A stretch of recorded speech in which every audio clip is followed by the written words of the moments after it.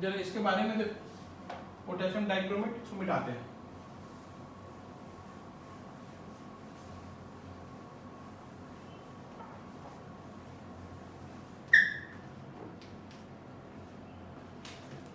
ये जो है ना K2Cr2O7, ठीक है ना, इसमें थोड़ा सा तुम मीडियम बेसिक करोगे तो ये K2Cr4, और इसको मीडियम एसिडिक करोगे, ठीक है, तो ये है पोटेशियम क्रोमेट। पोटेशियम को शॉर्ट में लीजिए, पोटेशियम क्रोमेट। ये हो पोटेशियम डाइक्रोमेट। ये रिडॉक्स नहीं है, ध्यान से देखो, ऑक्सीडेशन स्टेट पहले भी +6 था और बाद में भी +6 है क्रोमियम का, ठीक है। ये जो है ना, ये ऑरेंज कलर और आर पर दिखता है ऑरेंज कलरेशन, और ये येलो कलर का वाटर सॉल्युबल है, ग्लूकोन का सॉल्ट है पोटेशियम का, तो पूरा पानी में डिजॉल्व हो जाता है। ये है, दोनों में से कोई भी देखे ना, ठीक ना, ये लोग ना are strong again oxidising agent. थोड़ा सा तुमको ऑक्सीडाइजिंग एजेंट, रिड्यूसिंग एजेंट का थोड़ा हल्का कभी महक आ जाएगा ना, खुशबू आ जाएगा, तो तुम्हारा काम चल जाएगा, ठीक ना। हम तुमको रिडॉक्स नहीं सिखा रहे हैं, है ना, हम तुमको वो रिएक्शन सब दिखा रहे हैं, ठीक ना, जिसमें इलेक्ट्रॉन का लेन देन हो रहा है। हम तुमको रिडॉक्स रिएक्शन क्या होता है, रिडॉक्स रिएक्शन कैसा दिखता है, वो सब बात कर रहे हैं, ना कि सिखा रहे हैं कि ये दो लोग हैं, बताइए रिएक्ट करके क्या बनेगा। कहीं पे तुमको हम बोले कि इसको ध्यान रखो, जरूरत पड़ेगा। जैसे KMnO4 का बेसिक मीडियम में +6 में गया, थोड़ा सा न्यूट्रल हो या बेसिक या थोड़ा एसिडिक, किस में जाएगा, +4 में, और अच्छा खासा एसिडिक है, मतलब एसिड अगर डाला हुआ तो किस में चल जाएगा, वो +2 में। ये बात है, हम लोग रटवाए, एक तो वर्ल्ड फेमस रिएक्शन रटवाए, ठीक है। कोई भी अस है उसको ईक में कन्वर्ट कर देगा, जैसे फेरस को फेरिक में कन्वर्ट कर दिया, कोई भी ऑक्सीडाइजिंग एजेंट आ रहा है तो कर दे रहा है, कौन KMnO4 या K2Cr2O7। ये छोटा बात होता है। एक्टिव मेटल और H+ है, तो एक्टिव मेटल H+ में इलेक्ट्रॉन पैदा करेंगे, H डॉट बना देंगे, H डॉट कंबाइन करके क्या बनेगा, H2 गैस, और एक्टिव मेटल बन जाएगा कटायन। जो भी आयन होगा उसके साथ सॉल्ट का सेटिंग कर देना अपने आप, ठीक है। ये सब तो अभी हम जो बता रहे हैं ना कि ये सब हिसाब है, ये भी एक स्ट्रॉन्ग ऑक्सीडाइजिंग एजेंट है। दोनों, या तो पोटेशियम डाइक्रोमेट लिखाओ, डाई मतलब दो है, मोनो मतलब एक है, मोनो नहीं बोलते, उसको खाली क्रोमेट बोलते हैं ये लोग भी। लेकिन ये KMnO4 से थोड़ा कमजोर है, KMnO4 से थोड़ा सा ये लोग कमजोर ऑक्सीडाइजिंग एजेंट है। अब जरा आगे देखो कि इसमें फाइट नहीं है, ये एसिडिक हो या बेसिक हो, किसी में भी। अब एसिडिक में ऐसा रहेगा, बेसिक में ऐसा लिखा हुआ है, ठीक है ना। क्रोमियम +6 तो दोनों में है, ये किसी से रिएक्ट करके, ये किसी से रिएक्ट करके किसी में चल जाएगा, किसी से भी रिएक्ट करके ये, इसमें लोचा नहीं है। 3 मत लिखो, कहीं 3 इलेक्ट्रॉन तो ये लगेगा, तो 6 इलेक्ट्रॉन लगेगा ना, दो क्रोमियम में +6 में, ठीक है ना। ऐसे इलेक्ट्रॉन लेकर के इसमें जाएगा, एसिडिक हो या बेसिक मीडियम, दोनों में क्रोमियम +6, इसमें लोचा नहीं है। क्रोमियम +6 किस में चल जाएगा, क्रोमियम +3 में, एसिडिक हो चाहे बेसिक हो, यहाँ फाइट नहीं है, ठीक है। तो ये कुछ हुआ रिडॉक्स के बारे में, थोड़ा बहुत और बतिया लेते हैं, ठीक है। फिर हम लोग एक बहुत इंपॉर्टेंट, ये सब क्यों बकवास कर रहे हैं उसके बारे में। जो ग्रुप 1 देखो,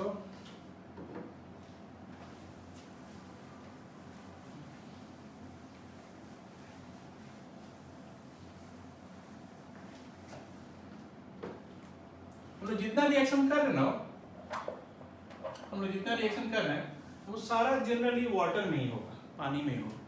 तो in water cations of group 1, cations of group 2, cations of group 3, कौन एल्युमिनियम +3 देता है। ये सब पूरा कौन है भाई, यहाँ पे ली ना के रब से आगे रेडियो एक्टिव फरियाद, बे मग का सर बड़ा, एल्युमिनियम +3। पानी में ना, they will not participate in electron लेन देन, they will not participate in redox reaction. या फिर कटायन है तो they will never accept electron. बात समझ में आ रहा होगी? तो ये लोग कभी भी रिडॉक्स में पार्ट नहीं लेगा, बस ये दिखता रहेगा। तुमको समझ में आ रहा है? पानी में कभी भी, जैसे मान लो हम लिखे कहीं भी, मान लो कि इधर लिखा हुआ KMnO4 किसी से रिएक्ट किया, मीडियम एसिडिक है, ठीक है, तो तुमको दिख रहा है कैसे लिखा हुआ है? ये लिखा हुआ है K+ MnO4- ऐसे लिखा हुआ है, ठीक है। तो इसमें ये जो आदमी है ना, कौन सा +7 वाला, इसका रिडॉक्स होगा, और K+1 जो है वो K+1 पहले भी था और बाद में भी K+1 ही रहेगा, वो इलेक्ट्रॉन लेगा होगा नहीं। बात समझ में आ रहा है? हम कटायन बोले हैं, सोडियम नहीं बोले हैं, Na+ बोले हैं। सोडियम तो भयंकर रिड्यूसिंग एजेंट है। क्या बात कर रहे हैं हम? Na+। ये लोग रिडॉक्स में पार्ट नहीं लेगा। ग्रुप 1 का कटायन, ग्रुप 2 का कटायन, एल्युमिनियम +3। समझ में आ रहा है? ये रहेगा पानी में ऐसे ही, और रिडॉक्स में कोई और लोग पार्ट ले लेगा, और रिडॉक्स होने आने के बाद जहां माइनस बनेगा वहां जाकर के K+ चुपचाप खड़ा हो जाएगा।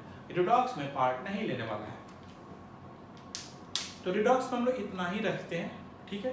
और अब हम लोग इस रिडॉक्स को, एसिड बेस को, जो अभी हम लोग थोड़ा बहुत सीखे हैं, ठीक है ना, उसको यूटिलाइज करने चल रहे हैं, ठीक है भाई। तो चलिए उसको यूटिलिटी के दौरान जो रिएक्शन सब है, आइए।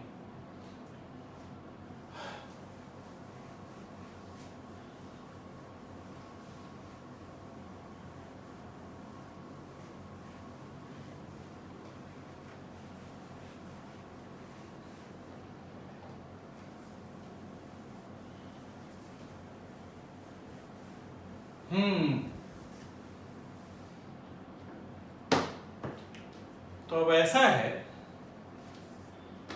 कि स्टोइकियोमेट्री 2 स्टार्ट होने जा रहा है।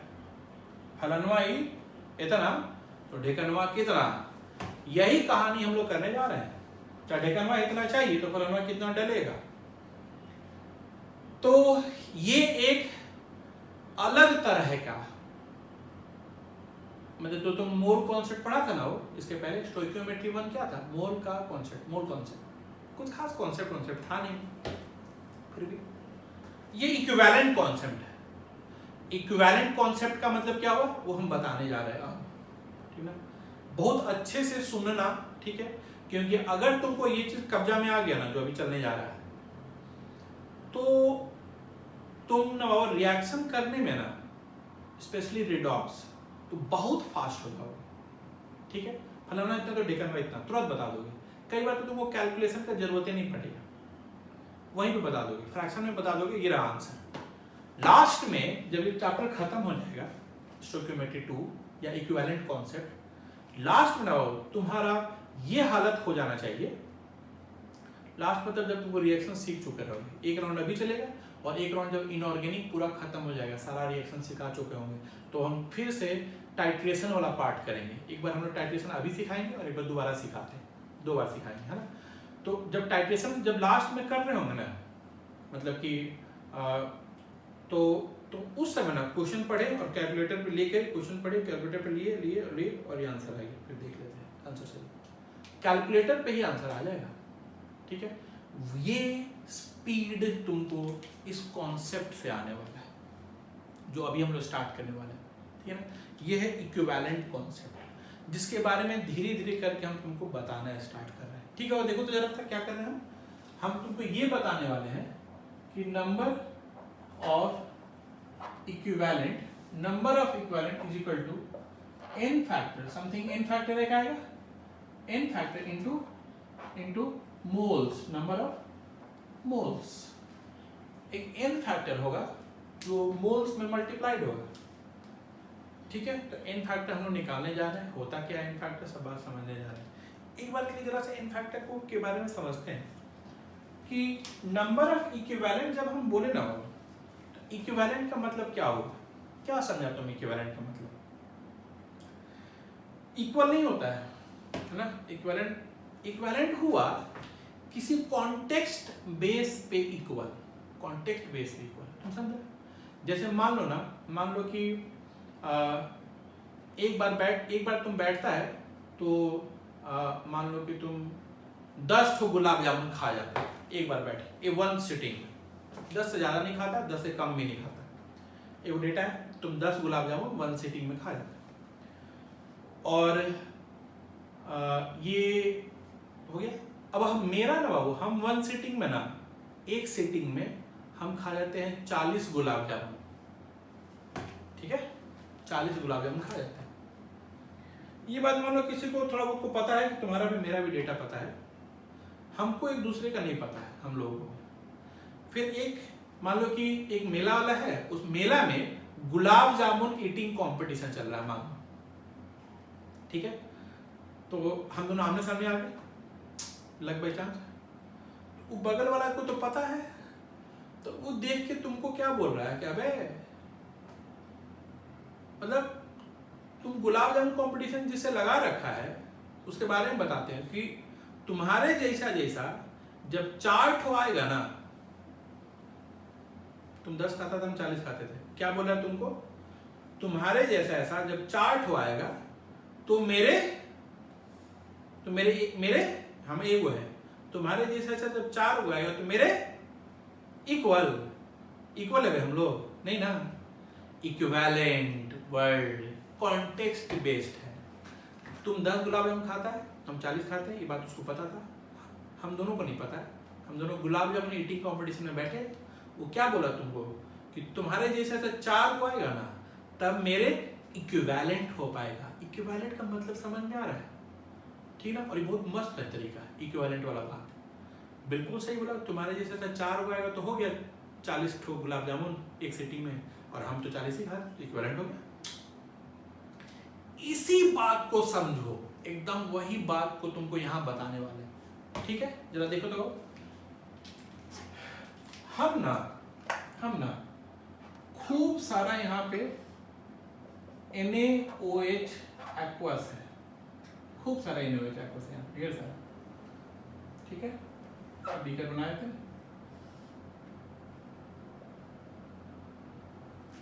ठीक है, एक्सेस,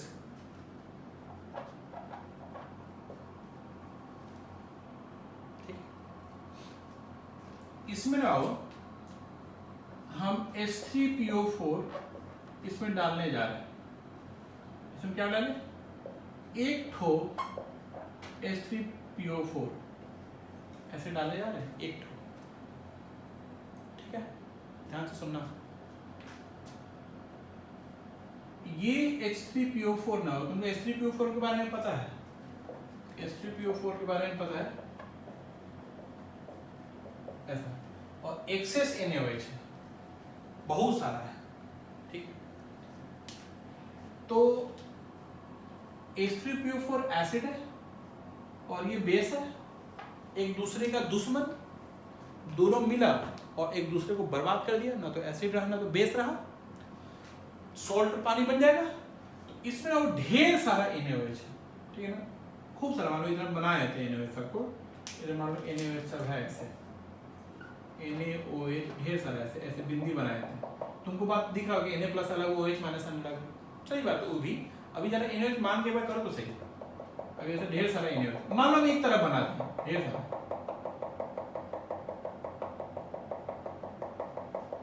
अभी हमको एक तो फिल्म दिखाना है इसीलिए इसको बता रहे हैं, एक मूवी चलेगा अभी, देखो इसमें एक ठो H3PO4 उतरा नीचे,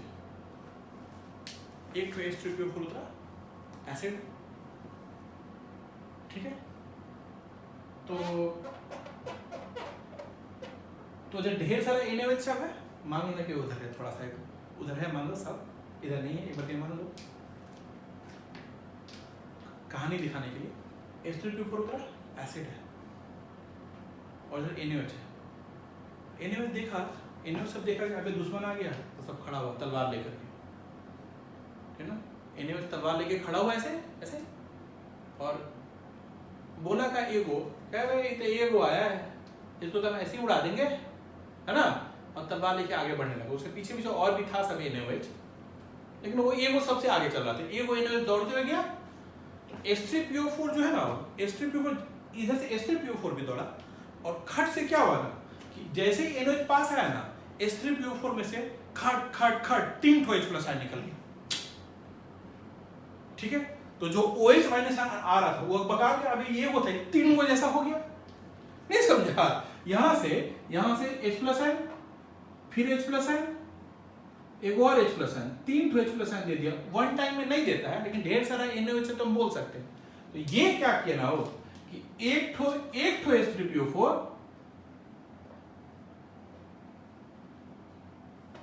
ये OH माइनस पीछे था, ये OH माइनस पीछे था, जो आगे वाला था दिख रहा है क्या? जैसे आगे गए खट खट खट 3 ठो H प्लस आयन निकल गया। और ये क्या किया, ये H प्लस आयन इसके साथ, ये H प्लस आयन इसके साथ, ये H प्लस आयन इसके साथ, 3 ठो को उड़ा दिया। ये बात समझ में आ रहा हो? ये तुम क्या बोला सर, ये तो चीटिंग है, ये तो चीटिंग हो गया। तुम बोला कि अगर 0.1 मोल H3PO4 अगर है, ठीक ना, तो इज बिहेविंग, तुमको अंदर में रिएक्शन देखा है, is behaving as if it's 3 into 0.3 mole. बोलो एक आदमी 3 ठो H प्लस है, एक आदमी इसके 3 के बराबर हो जा रहा है, एक आदमी, तो ये तो चीटिंग हो गया। तो तुम बोलेगे जो 3 निकला ना वहीं से कि सर ये है इतना मोल H3PO4 था, है ना, तो behaving as if it's is इतना। अब हम तुमको ये बता रहे हैं, ये जो लिखे ना इसका मतलब ये हुआ कि सर आप जो डाले थे 0.3 mole, it is behaving as if it's into 3। दिखा है क्या? फिर से कितना था ये? 0.1 मोल मान लो था।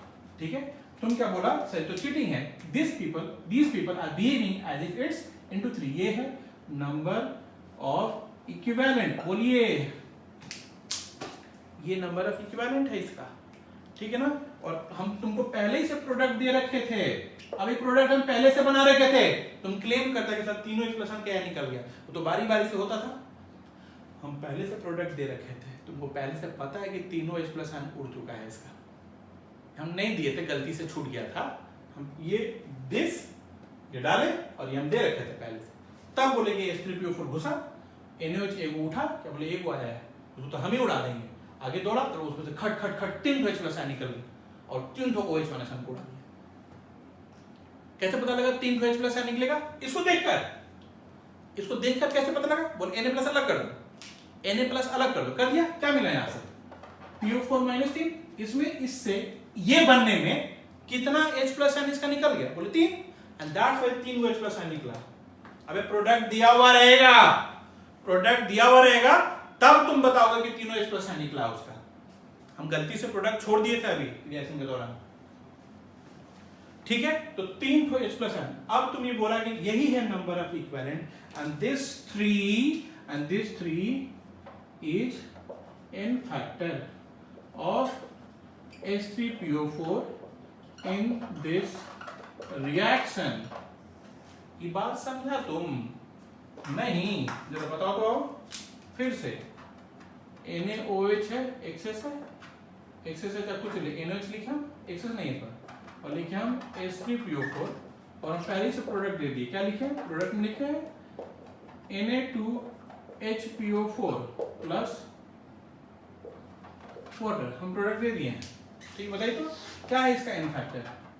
ठीक है, तो जब ये एंट्री मारा, ऐसे दिखा था, जब ये एंट्री मारा तो इसमें तो 2 ही ठो H प्लस निकला, सिर्फ 2। क्यों 2 निकला? कैसे पता लगा कि 2 निकला? तो प्रोडक्ट में देखिए एक ठो H प्लस इंटैक्ट है, वो नहीं निकला, तो सर प्रोडक्ट दिया रहेगा। बोले हाँ दिया रहेगा तुमको, प्रोडक्ट देख के बताओगे तुम n फैक्टर। ये बात समझ में आ रहा है? तो यहां इसका n फैक्टर कितना है? 2 है इस बार। ये बात समझ में आ रहा है धीरे धीरे, ठीक है ना। वही रिएक्शन, वही H3PO4 NaOH, हम प्रोडक्ट बदल दिए, इसका n फैक्टर 2 हो गया। और अगर हम ऐसे लिख देते, फिर से NaOH है और अभी एक्सेस नहीं है, इसमें एक्सेस था ना तो यहां बना दिए, फिर से NaOH है और हम लिखे H3PO4 और इस बार लिखे हैं NaH2PO4 एंड प्लस वाटर। ठीक है, इस बार n फैक्टर क्या है इसका? देख के बताइए, n फैक्टर कितना है? 1। क्यों 1 है? क्योंकि इस बार जब ये इंटर मारा इसमें, तो इसका एक ही H प्लस आयन निकला। कैसे पता लगा? बोले प्रोडक्ट देख के पता लगा। कैसे? Na प्लस साइड कर दो तो क्या मिलेगा? दो को H दिख रहा है कि एज H प्लस इंटैक्ट है पहले से, जो दो तीन में से दो ठो इंटैक्ट है, मतलब एक ही को निकला उसमें से। ठीक है, तो क्या है आपको प्रोडक्ट, रिएक्टेंट और प्रोडक्ट देख करके इन फैक्टर तुम बता पाओगे। और मान लीजिए सर कि रिएक्टेंट हमको रिएक्शन दिया ही नहीं है, तब क्या करोगे? तब जो मैक्सिमम हो सकता है बता पाओगे। तो H3PO4 ट्राई बेसिक एसिड, उसका मैक्सिमम इन फैक्टर क्या हो सकता है? 3 एसिड बेस रिएक्शन। ठीक है, चलिए तो हम ऐसे बात कर रहे हैं। हम क्या बात कर रहे हैं? एन फैक्टर, एन फैक्टर किसका? एसिड बेस या सॉल्ट का।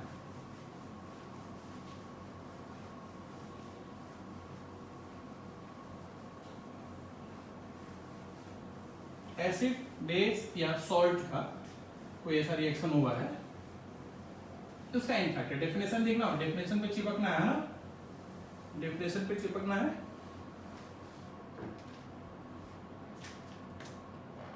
और एसिड बेस या salt,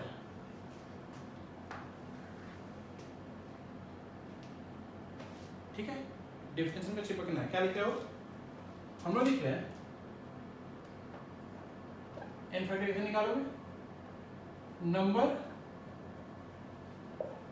number of moles of charge. क्या चार्ज होता है? H प्लस हो सकता है, OH माइनस हो सकता है, जो भी A प्लस हो सकता है, A कुछ भी हो सकता है, B प्लस 2 हो सकता है, कुछ भी चाहिए। Number of moles of charge, number of moles of charge given या टेकन बाय पर मोल of acid, by per mole of compound या आयन। अब एसिड बेस या सॉल्ट है ना, हो सकता है कि वो एज एन आयन भी हो, जैसे मान लो लिखा हुआ है H2PO4 माइनस। ठीक है, तो कंपाउंड या आयन के बारे में, और कंपाउंड एसिड बेस या सॉल्ट के बारे में बात हो रहा है। ठीक है, आयन में तुम कंफ्यूजन है तो हटा दो, खाली कंपाउंड रहने दो। ठीक है, जब देखो जैसे हम लिखे एग्जाम्पल 1, ठीक है, हम लिखे H3PO4 plus BaOH whole twice, और रिएक्शन लिख दिए Ba3PO4 whole twice plus water. ऐसा हम रिएक्शन लिख दिया, देखो तो। ठीक है, तो एन फैक्टर बताना है तुमको इसका, और इसका एन फैक्टर बताना है। ठीक है, देखा ना, बेरियम हाइड्रोक्साइड दिख रहा है ऐसे। ठीक है, अब क्या हुआ कि देखो तो बेरियम है ना, बेरियम है, यहां पे बेरियम से पूछे हम जा करके कि अबे कितना OH माइनस बचा है तुम्हारे पास? बोला 0। यहाँ पे बेरियम के पास कितना OH माइनस है? 2 ठो। कितना बचा आफ्टर रिएक्शन? 0। मतलब कितना चला गया? कितना चला गया? 2। इसका दोनों OH माइनस चला गया। तो ऐसा 1 मोल में से 2 मोल OH माइनस चला जाएगा। दिख रहा है क्या? हम क्या लिख रहे हैं? 1 मोल ऑफ बेरियम हाइड्रोक्साइड से में से 2 मोल्स OH माइनस चला गया। कैसे पता लगा? प्रोडक्ट देख करके चला गया। ठीक है, अब क्या है कि हम लोग लिख तो दिए हैं नंबर ऑफ मोल्स बाय पर मोल ऑफ एसिड या बेस या सॉल्ट। कंपाउंड क्या लिखना होगा? एसिड या बेस या सॉल्ट हम लिख तो दिए हैं। हम तुमको बताएंगे पर मोल क्यों बोले हैं थोड़ी देर में। हम लोग पर मोल बोल तो दिए हैं, लेकिन विजन और बढ़ाने के लिए, विजिबिलिटी, हम लोग क्या करेंगे? एक ठो पकड़ के देख लेंगे, एक ठो बेरियम हाइड्रोक्साइड से कितना ठो चार्ज चला गया या आ गया। ठीक है, तो ये रहा बेरियम हाइड्रोक्साइड, ठीक ना। अगर बेस देख रहे हो तो इसका OH डोनेशन गया होगा, ठीक है, OH डोनेशन गया है, पहले 2 ठो है, और जाकर हम पूछे बेरियम से कि कितना बचा, 3 गो है यहाँ बेरियम, तुम किसी से भी पूछ लो कि कितना बचा, तो बोला मेरे पास OH डोनेशन एक भी नहीं बचा है, मतलब ये बेरियम अपना दोनों OH डोनेशन दे दिया।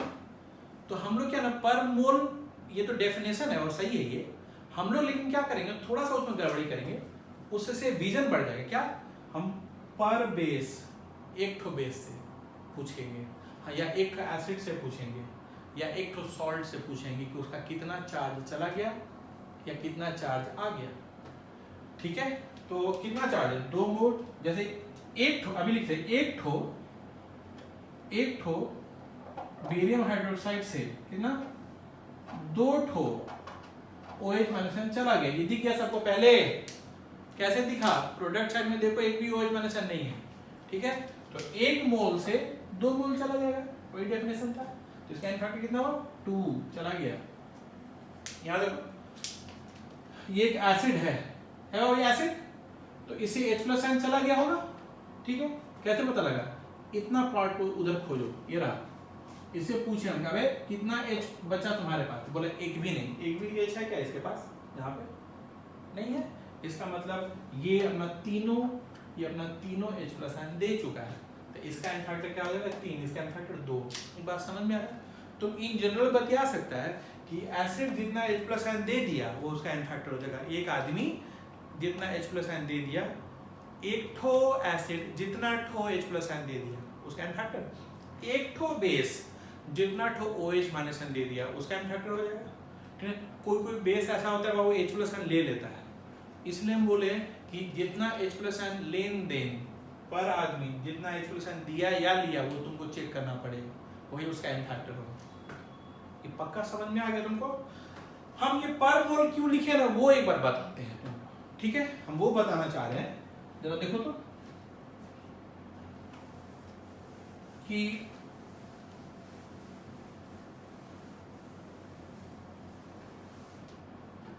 जैसे लिखा हुआ देखो, एग्जाम्पल 2 हम लिखे H2SO4 है, किसी के साथ याद करके वो बन गया H3H2O8 minus,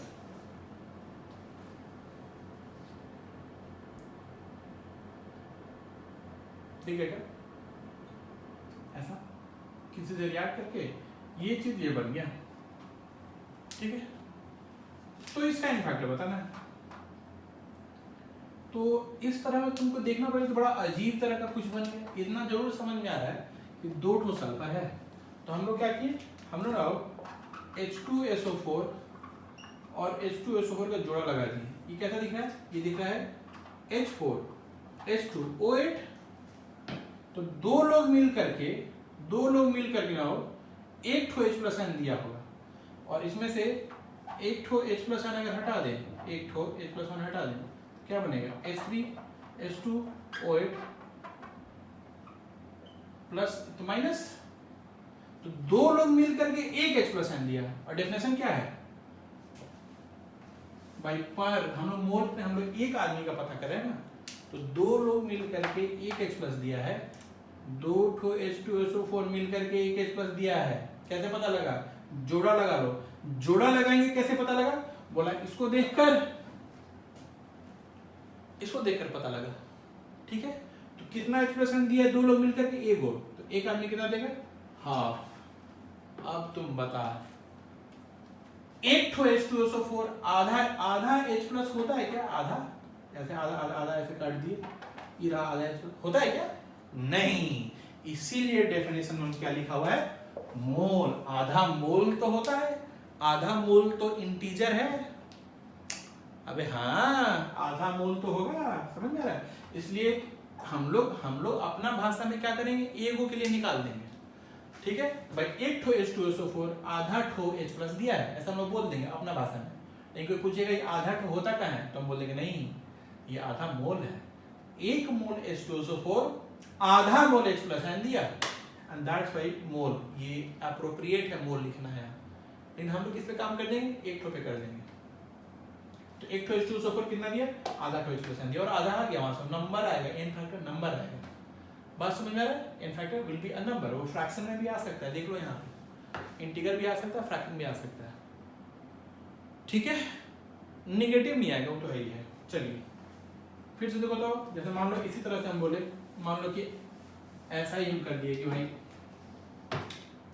example 3 aluminium hydroxide है, वो किसी से रिएक्ट कर दिया, क्या बना Al2OH+, ऐसा बना दिया। फिर से जोड़ा लगाने वाला बात होगा, कैसे दिखा, Al2 दिख रहा है, Al2 लिखा हुआ है, ठीक है, तो जोड़ा कैसे लगेगा, AlOH फिर एल्युमिनियम हाइड्रोक्साइड, जोड़ा लगा दिए, कैसा दिख रहा है, ये दिख रहा है कैसा, दिस फेलो इज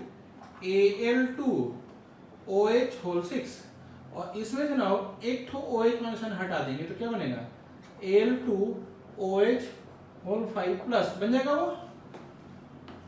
तो दो लोग मिल करके ये ना, दो लोग मिल करके दो लोग मिल करके एक OH- दिया है, तो एक आदमी कितना देगा, आधा। अबे समझ में आ रहा है कि नहीं वाला, ये हो रहा है, यही तुमको थोड़ा सा खाली एनालाइज करना है एसिड बेस में, ठीक है ना। इस टाइप से अगर आ गया तो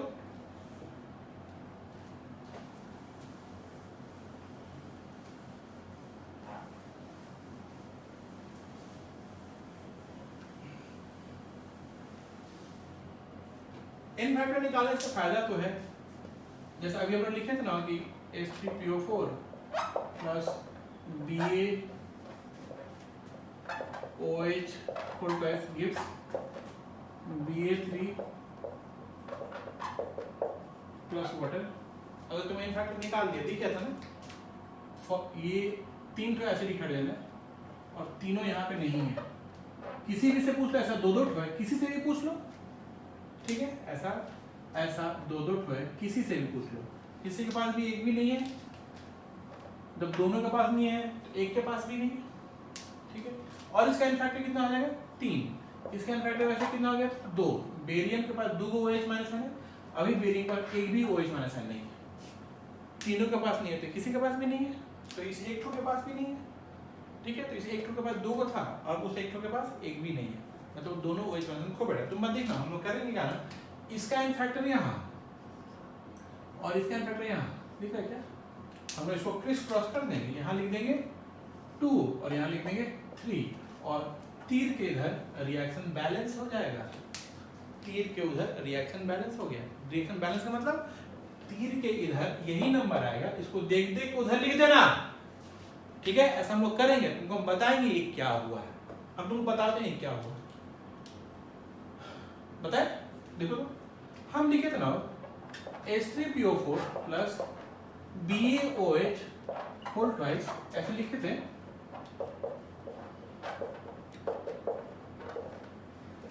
ये एक एसिड बेस रिएक्शन हुआ ये वाला, ठीक है।